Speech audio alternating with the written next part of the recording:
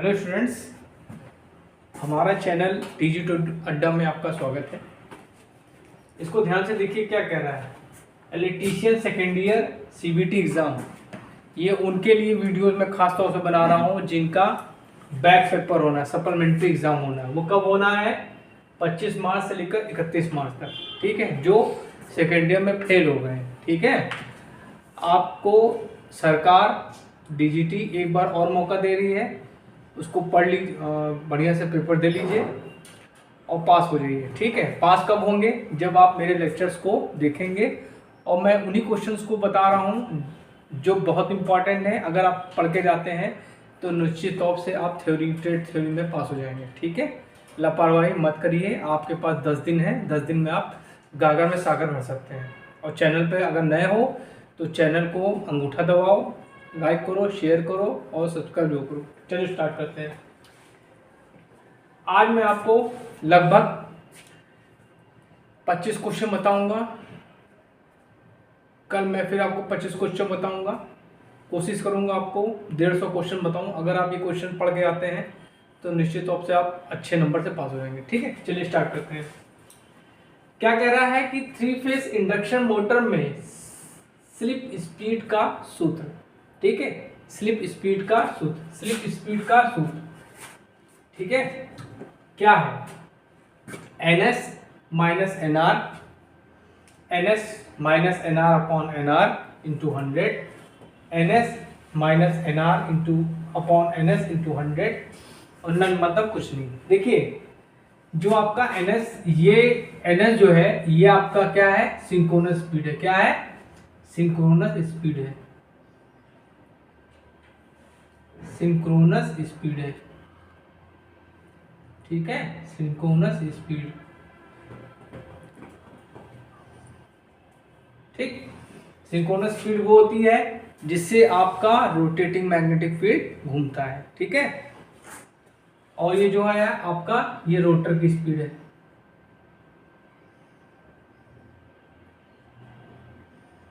ठीक, तो आपसे क्या पूछा है? Slip speed. स्लिप स्पीड मतलब एन स्लिप बोलते हैं इसको, एन स्लिप। ठीक है, तो इसमें आंसर क्या हो जाएगा आपका? ns minus N R. ठीक है, अगर आपसे पूछता कि स्लिप का फॉर्मूला क्या है, ठीक है, इस क्वेश्चन में एक फॉर्मूला, एक क्वेश्चन आपसे और पूछ सकता है कि 3 फेज इंडक्शन मोटर में स्लिप का फॉर्मूला क्या है। ठीक है, स्लिप का या स्लिप परसेंटेज का।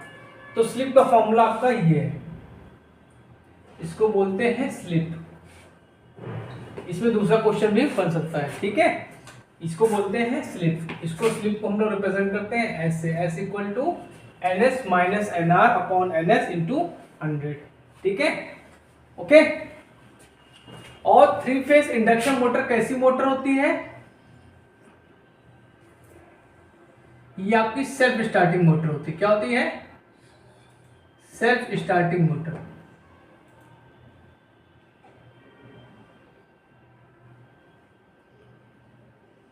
सेल्फ स्टार्टिंग मोटर होती है। चलिए अगला क्वेश्चन, ये तो वेरी इंपॉर्टेंट है। ये दोनों क्वेश्चन इंपॉर्टेंट, जो मैं क्वेश्चन आपको बता रहा हूं वो आपके लिए समझ लीजिए संजीवनी बूटी है।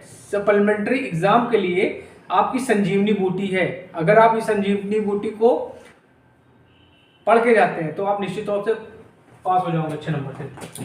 अब क्या कह रहा है कि 3 फेज इंडक्शन मोटर में सिंक्रोनस स्पीड का फॉर्मूला क्या है? Synchronous speed. ठीक है, मैंने आपको क्या बताया कि जो आपका स्टेटर में मैग्नेटिक फील्ड जनरेट होता है उसकी स्पीड क्या होती है? सिंक्रोनस स्पीड होती है। ठीक है, अब उसी का फॉर्मूला पूछ रहा है। ns equal to 120 f by T, ns equal to 120 p by F, ns equal to 120 pf और नन। तो देखिए सिंक्रोनस स्पीड का फॉर्मूला क्या होता है? ये होता है ns equal to 120 f by P. इसमें p क्या है आपका? f क्या है? फ्रीक्वेंसी है। क्या है? फ्रीक्वेंसी है। f क्या आपका? फ्रीक्वेंसी है। p आपका नंबर ऑफ पोल्स है, नंबर ऑफ पोल्स। और ns क्या आपकी? Synchronous speed.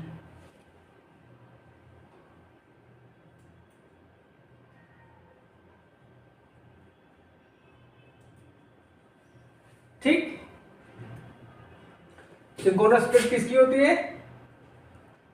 3 phase rotating magnetic field, rotating magnetic field, ठीक है। इसको बोलते हैं घूर्णी चुंबकीय क्षेत्र। क्या बोलते हैं? घूर्णी चुंबकीय क्षेत्र।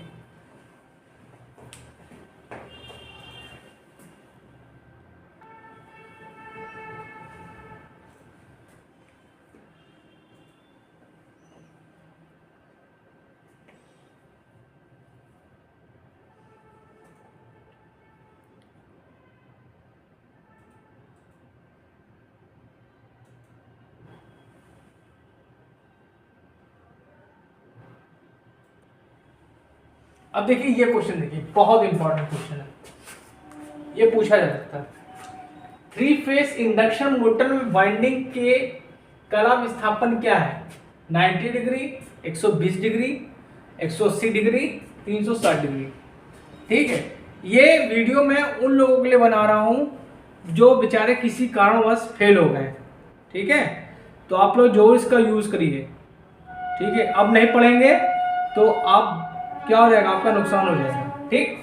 देखिए ये आपकी 3 फेज वाइंडिंग होती है,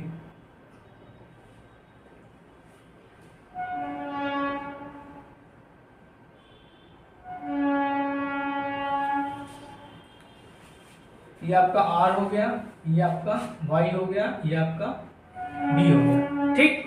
अब पूछ रहा है कि 2 फेजों के बीच में कितना डिग्री का अंतर होगा। तो ये जो होता है 120 डिग्री का अंतर होता है। कितना होता है? 120 डिग्री का अंतर, ठीक है। ये आपकी क्या है, कह सकते हैं स्टेटर वाइंडिंग है। कौन सी वाइंडिंग है? Stator winding.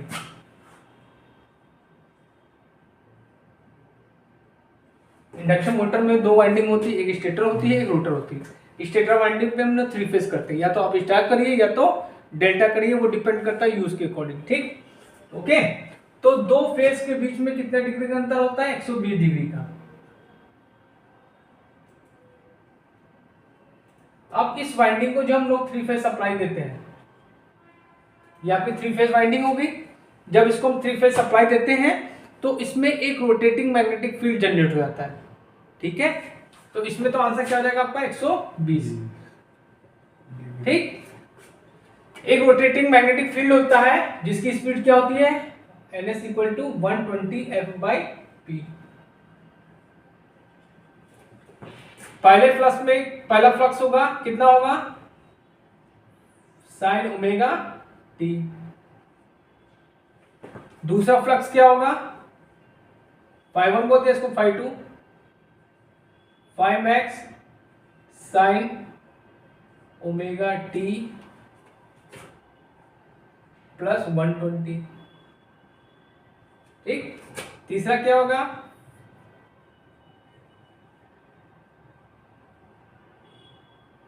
ये हो जाएगा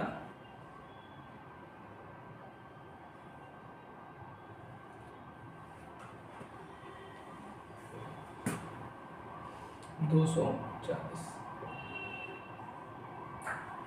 अब इन तीनों का रिजल्टेंट कितना होता है? ये तो 3 फेज हो गए फ्लक्स। इन तीनों का जो रिजल्टेंट होगा वो होता है फाई आर। ये क्या होता है?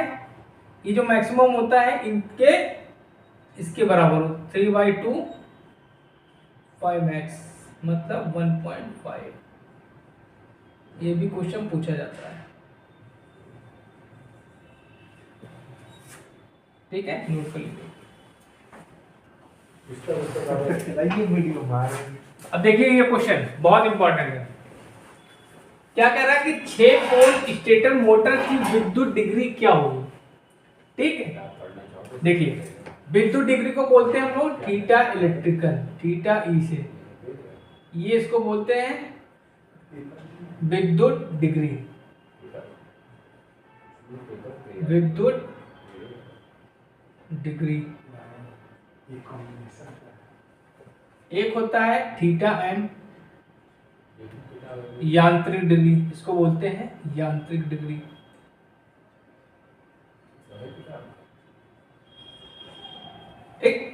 अब इन दोनों के बीच में एक रिलेशन होता है, उसको आपको याद करना है। ठीक, क्या होता है? Theta electrical equal to P/2, P/2 मतलब नंबर ऑफ पोल्स गुणे 180 degree, sorry, into theta mechanical. ठीक, ओके। तो यहां पे पोल कितने दिए? देखिए, पोल आपको दिए 6/2। थीटा मैकेनिकल को हम लोग लेते हैं 360 डिग्री। ठीक है, हमेशा इसको लेते हैं 360 डिग्री। और अगर आपको थीटा अगर मान लीजिए आपको इलेक्ट्रिकल की वैल्यू ना दी हो तो इलेक्ट्रिकल को हम लोग लेते हैं 180 डिग्री। ये भी याद रखिएगा, कोई बताएगा नहीं आपको। ठीक, तो क्या हो गया? कैंसिल किया, 3 आया, तो 3 गुणे 360 तो कितना है? 1080 डिग्री है। 1080 डिग्री, ये आपका आंसर हो गया।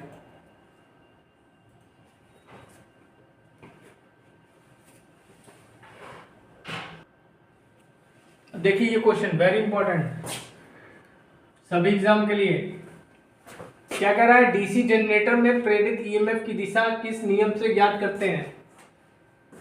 फ्लेमिंग के राइट हैंड रूल से, फ्लेमिंग के लेफ्ट हैंड रूल से, फैराडे के इलेक्ट्रोमैग्नेटिक इंडक्शन से, म्यूचुअल इंडक्शन से।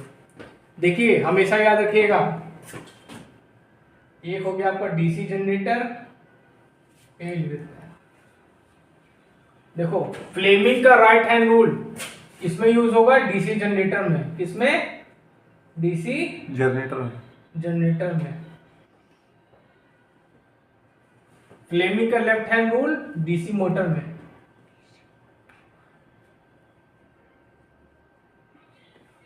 फैराडे का इलेक्ट्रोमैग्नेटिक इंडक्शन, इस सिद्धांत पे डीसी मशीन काम करती है। वर्किंग प्रिंसिपल है ये, working principle of DC machine. DC machine जो है इसी सिद्धांत पे कार्य करती है। म्यूचुअल इंडक्शन है, ये ट्रांसफार्मर का वर्किंग प्रिंसिपल है। वर्किंग प्रिंसिपल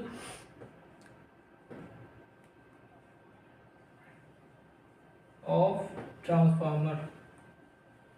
ठीक, नोट कर लो।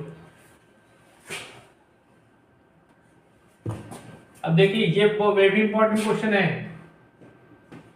क्या कह रहा है कि डीसी मशीन में प्रेरित ईएमएफ का सूत्र है। ठीक, डीसी मशीन दो होती है, एक डीसी मोटर, एक डीसी जनरेटर, दोनों का फॉर्मूला एक ही होता है। ठीक है, देखिए क्या होता है, आंसर इसमें ये है। देखिए ईएमएफ, अगर हम मोटर में बात करेंगे तो ईबी बोलते हैं। ठीक है, अगर मोटर की बात करेंगे तो ईबी बोलते हैं। ठीक है, और अगर हम जनरेटर की बात करें तो इसी को बोल देते हैं ईजी। फॉर्मूला क्या होता है? Phi Z P N by 60 A. ठीक है, ये फॉर्मूला हो गया। ठीक, फाई क्या है इसमें? फ्लक्स है। जेड क्या है? कंडक्टर्स।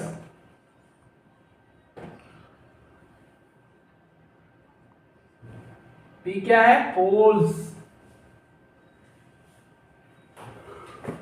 एन क्या है? स्पीड। ए क्या है? समांतर पथ।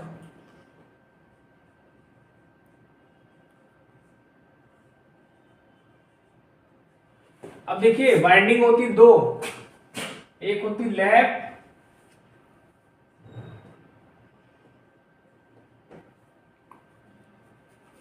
ठीक, लैप वाइंडिंग में ए बराबर पी होता है। समांतर पथ जो होते हैं पोल्स के बराबर होते हैं, तो वहां पे ईएमएफ का फॉर्मूला हो जाएगा आपका pi Z N by 60। Lap binding कहाँ यूज करते हैं? मोर करंट के लिए।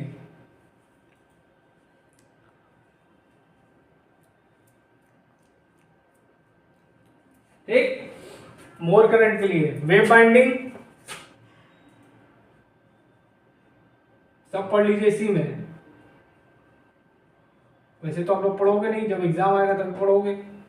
वेव बाइंडिंग, इसमें क्या होता है? ए बराबर 2 होते हैं, समांतर पथ आपके 2 होते हैं, तो ईएमएफ होता है आपका, लैप बाइंडिंग हमने ईपी बोल दिया, ठीक है, उसका ईबी बोल दिया, ईडब्ल्यू बोल दिया। चलिए, तो यहाँ फॉर्मूला हो जाएगा 5ZPN/120। अब क्वेश्चन ये भी पूछ सकता है आपसे, क्वेश्चन तो कुछ भी पूछ सकता है, ठीक है। ईएमएफ हमेशा क्या होता है? एसी होता है, ये भी याद रखिएगा। क्या होता है? एसी होता है। कहाँ होता है उत्पन्न? आर्मेचर में। आर्मेचर, ऐसा खोपड़ी में बैठा लो, ठीक है। अगर आपसे पूछा जाए कि वेव बाइंडिंग ईएमएफ और लैप बाइंडिंग ईएमएफ में क्या रिलेशन होता है, तो ये होता है EW equal to P/2 into EP। Note कर लो ये भी।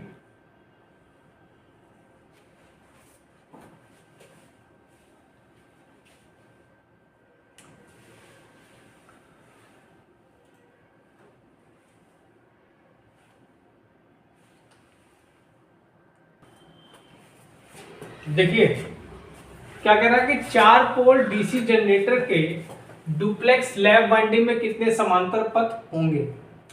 4, 6, 8, 12।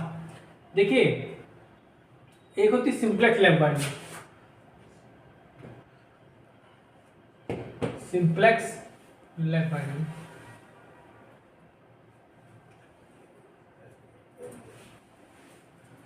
उसमें क्या होता है? ए बराबर पी, ठीक, तो 2, ठीक, ओके, ए बराबर पी, ठीक, ओके। डुप्लेक्स जो होती है लैप बाइंडिंग, उसमें क्या होता है? ए बराबर 2p होता है। क्या होता है? ए बराबर 2p। यहां पे पोल कितने दिए आपके? 4 दिए, तो 2 गुणे 4 कितने हो गए? 8। तो समांतर पथ कितने हो गए आपके? 8। ठीक। एक होती है ट्रिप्लेक्स बाइंडिंग। क्या होती है? Triplex triplex lap binding. उसमें क्या होता है? ए बराबर 3p होता है। तो अगर यहाँ पे हम रख दें तो कितने हो जाएंगे? 12। ठीक। तो डुप्लेक्स के लिए क्या हो जाएगा आपका? 12। डुप्लेक्स के लिए 8 हो जाएगा और ट्रिप्लेक्स के लिए 12। नोट कर लीजिए। देखिए बहुत इंपॉर्टेंट क्वेश्चन ये भी है। क्या कह रहा है कि डीसी जनरेटर में इंटरपोल्स कैसे जुड़ते हैं। देखिए इंटरपोल्स का प्रयोग हम लोग करते क्यों है, पहले ही जान लीजिए।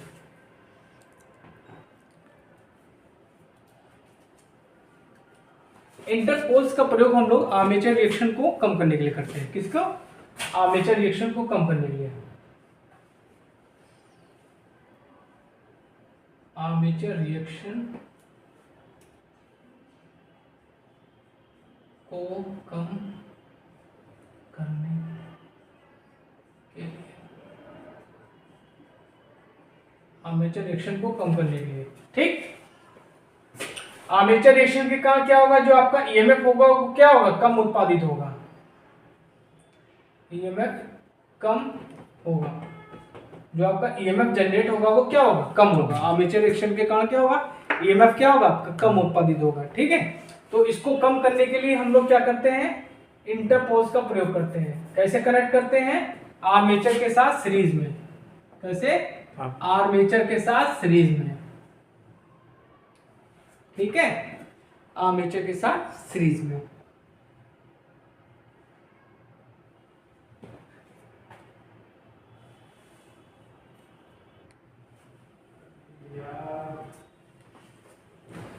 देखिए ये भी बड़ा इंपॉर्टेंट क्वेश्चन है ये। क्या कह रहा है कि डीसी मोटर में गति गणना करने के लिए किस सूत्र का प्रयोग होता है? तो सूत्र चलिए हम लोग निकाल लेते हैं ना। जब सूत्र निकालना आपको आता होगा तो गणना तो कर ही लेंगे आप।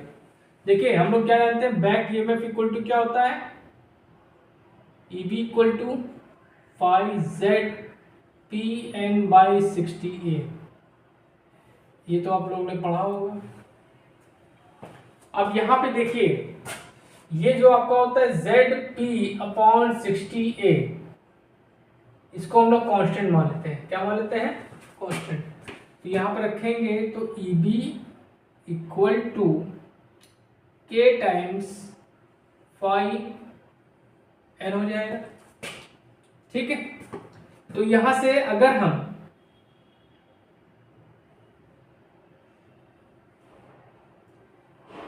तो ये क्या हो जाएगा, डायरेक्टली प्रोपोर्शनल हो जाएगा। तो यहां से अगर हम स्पीड की वैल्यू निकालें, ये क्या हो जाएगा, EB/5 हो जाएगा। ठीक, अब इसको हटाते तो K लगाएंगे तो N इक्वल टू क्या हो जाएगा, K टाइम्स EB/5। मतलब कि N जो होगा EB के डायरेक्टली प्रोपोर्शनल होगा, और जो स्पीड होगी वो क्या होगा, फ्लक्स के इनडायरेक्टली प्रोपोर्शनल, और आर्मेचर करंट के भी इनडायरेक्टली प्रोपोर्शनल होगा। ये भी आपको याद करना है। तो कौन सा आंसर सही है आपका, ये नोट कर लीजिए।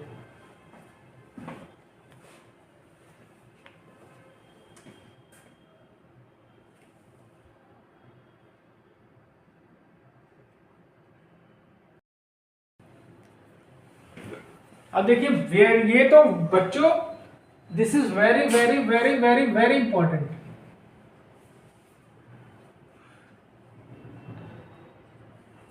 दो नंबर पक्के आपको। क्या कह रहा है कि अल्टरनेटर का ईएमएफ समीकरण क्या है, 4.44 kpkd ft5, 4.44 fn5, 2.22 fn5 none. देखिए तो इसमें आंसर क्या हो जाएगा, ये सही है आपका। ठीक, अब इसमें कौन क्या है, देखिए f क्या आपकी फ्रीक्वेंसी है, f आपकी क्या है, फ्रीक्वेंसी। t क्या है, पाई क्या है, फ्लक्स। t क्या है, नंबर ऑफ टर्न्स है, टर्न्स होंगे। kb क्या है आपका, इसको बोलते हैं पिच फैक्टर।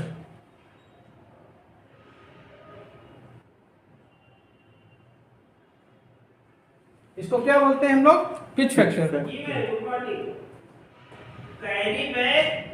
आपके पिच फैक्टर ये क्या होता है, cos α/2। ठीक, और kd जो होता है इसको बोलते हैं डिस्ट्रीब्यूशन फैक्टर।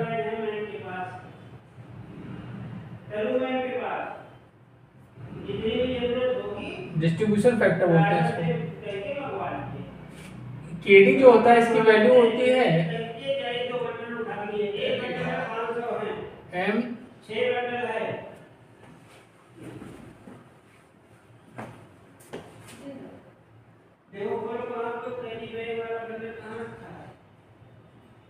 β/2 m sin β/2, इसको बोलते हैं डिस्ट्रीब्यूशन फैक्टर। ठीक, ये जो है आपका, इसको बोलते हैं ट्रांसफार्मर का ईएमएफ इक्वेशन। ये आपका ट्रांसफार्मर का ईएमएफ इक्वेशन है।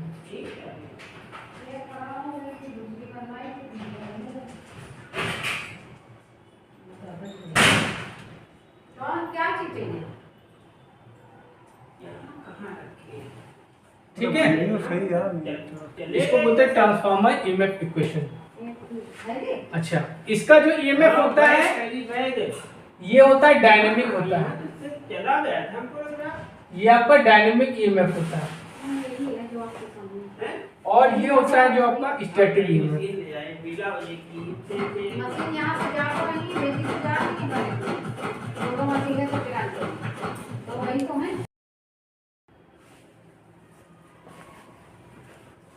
चलिए अगला क्वेश्चन देखते हैं। क्या कह रहा है कि अल्टरनेटर की रेटिंग होती है, किलोवाट में होती है, केवीए में होती है, केवीआर में होती है और एम्पियर आवर में होती है। तो देखिए किलोवाट जो होता है ये आपका डीसी जनरेटर होता है। डीसी जो जनरेटर होता है उसकी रेटिंग किसमें होती है? किलोवाट में। केवीए आंसर इसमें क्या हो जाएगा? अल्टरनेटर की रेटिंग किसमें होती है? केवीए में। ठीक, अल्टरनेटर की जो रेटिंग होती है केवीए में होती है। ट्रांसफार्मर की भी रेटिंग केवीए में होती है। ठीक, एम्पियर आवर होती है ये आपकी होती है बैटरी की रेटिंग। किसकी? बैटरी की रेटिंग जो है एम्पियर आवर में रिप्रेजेंट करता है। चलिए अगला क्वेश्चन क्या कह रहा है कि अल्टरनेटर का वोल्टेज रेगुलेशन होता है VNL minus VFL upon VFL into 100, VNL minus VFL upon VNL into 100, VNL minus VFL into 100। देखिए VNL क्या होता है? ये होता है secondary voltage, secondary voltage on no load, on no load. No load पे जो सेकेंडरी वोल्टेज होता है उसको बोलते हैं VNL। ठीक, और VFL जो होता है ये क्या होता है? Secondary voltage on load. ठीक, ओके। तो अल्टरनेटर का वोल्टेज रेगुलेशन का फॉर्मूला क्या होता है? VNL minus VFL upon VFL। Alternator हो चाहे आपका ट्रांसफार्मर हो, कोई भी हो, सबका फॉर्मूला यही होता है। ठीक है, कुछ बुकों में आपको वोल्टेज रेगुलेशन का फॉर्मूला ये भी दे देंगे, VR% equal to E0 minus V upon V into 100। ये भी वोल्टेज रेगुलेशन का फॉर्मूला होता है। ठीक, कुछ बुकों में ये भी दे देंगे V0 minus V upon V into 100। V0 मतलब क्या है? नो लोड पे वोल्टेज। तो वोल्टेज रेगुलेशन को हम तीन फॉर्म में रिप्रेजेंट कर सकते हैं, इस फॉर्म में भी, इस फॉर्म में भी और उस फॉर्म में भी। जो आपका वोल्टेज रेगुलेशन होता है अल्टरनेटर का, मोस्टली क्या होता है? जीरो होता है। क्या होता है?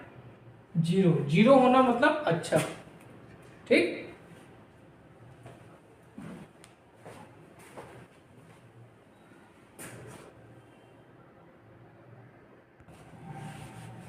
अब देखिए अगला क्वेश्चन। 1000 आरपीएम पर, ठीक है, 1000 आरपीएम पर 6 पोल वाले एक अल्टरनेटर की आपूर्ति आवृत्ति क्या है? ठीक, तो देखिए एक फॉर्मूला होता है, हमने बताया था कि अल्टरनेटर जो होता है सिंक्रोनस स्पीड पे चलता है। ठीक है, अल्टरनेटर जो होता है वो सिंक्रोनस स्पीड पे चलता है। तो NS इक्वल टू क्या हो गया? 120 F/P। ठीक, अब यहां से आपसे फ्रीक्वेंसी पूछ रहा है। ठीक, तो ये क्या आ जाएगा? इसका फॉर्मूला आ जाएगा PNS अपॉन 120। ठीक, अब इसमें रखते हैं वैल्यू। पोल कितने हैं आपके? 6 पोल है ना। ठीक, स्पीड कितनी है? 1000, 120। एक से इसको काटा, 6 दूना 12, 2 कितना आया? फ्रीक्वेंसी कितनी आ गई? 50 हर्ट्ज। इसमें आंसर क्या आ जाएगा बच्चों? 50 हर्ट्ज।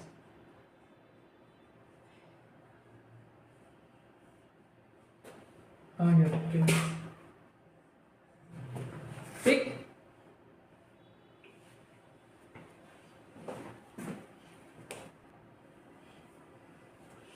चलिए अगला क्वेश्चन देखते हैं भैया, ये भी बहुत इंपॉर्टेंट है। बस 70 रुपये वाले मार्कर से।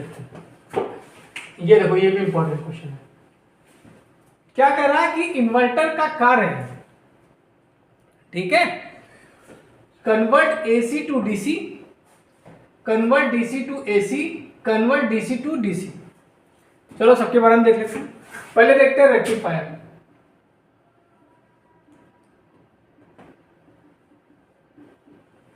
ठीक, उसके बाद होता है आपका कन्वर्टर, इन्वर्टर।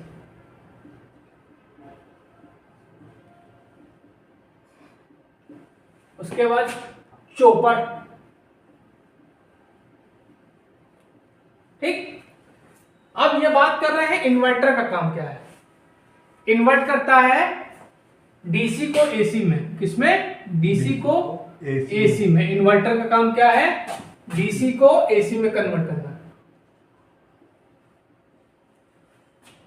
रेक्टिफायर का काम है एसी को डीसी में बदलना। और जो चॉपर होता है ये आप क्या करता है? पल्सेटिंग डीसी को प्योर डीसी में कन्वर्ट करता है। इट मीन्स डीसी को डीसी में बदलता है। याद कर लो बबुआ, बहुत इंपॉर्टेंट है। फंसा दे।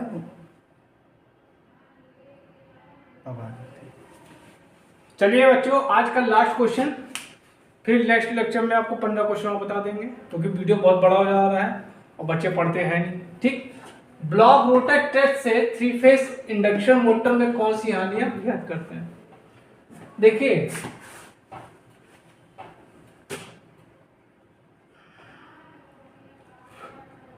ट्रांसफार्मर 3 फेज इंडक्शन मोटर,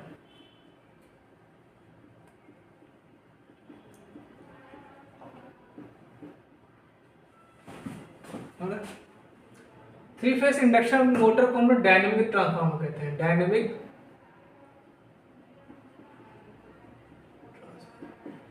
इसको कहते हैं डायनेमिक ट्रांसफार्मर। ठीक, ट्रांसफार्मर में क्या था?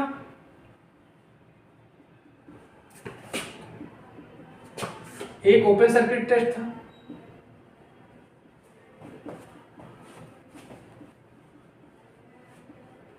मैं इसलिए बता रहा हूं कि दोनों में सिमिलैरिटीज है, दोनों में समानता, इसलिए मैं बता रहा हूं। ठीक है, और इसमें क्या? Short circuit.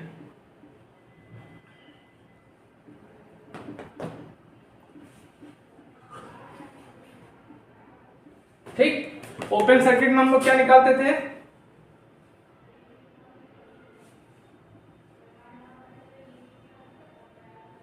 Iron losses. ठीक, तो 3 फेज इंडक्शन मोटर में भी क्या होता है? ओपन सर्किट टेस्ट होता है।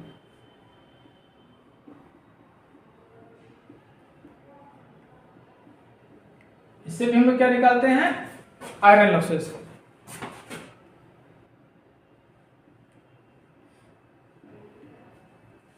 शॉर्ट सर्किट टेस्ट में हम लोग निकालते थे कॉपर लॉसेस।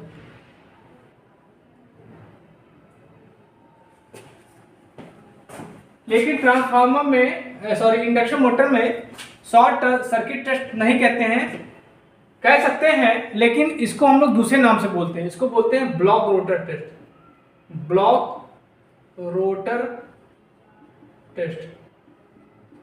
इस टेस्ट में क्या होता है? रोटर को स्टॉप कर दिया जाता है। ठीक, और जब रोटर को स्टॉप कर देते हैं तो जो स्लिप होती है, किसकी वैल्यू क्या होती है? 1 होती है। ठीक है, और ब्लॉक रोटर टेस्ट से हम लोग क्या निकालते हैं? कॉपर लॉसेस निकालते हैं। क्या निकालते हैं? Copper losses. Copper losses. तो इसमें आंसर क्या हो जाएगा आपका? Copper losses. ठीक है, इसकी दक्षता कितनी होती है? 95% से 98%। ठीक, और जो 3 फेज इंडक्शन मोटर की इफिशियंसी होती है 85 से 95%। ठीक है, और एक बात और बता देते हैं, इसमें आई नॉट जो करंट होती थी उसकी वैल्यू क्या होती थी? 2% से लेकर 5% full load current, of full load current.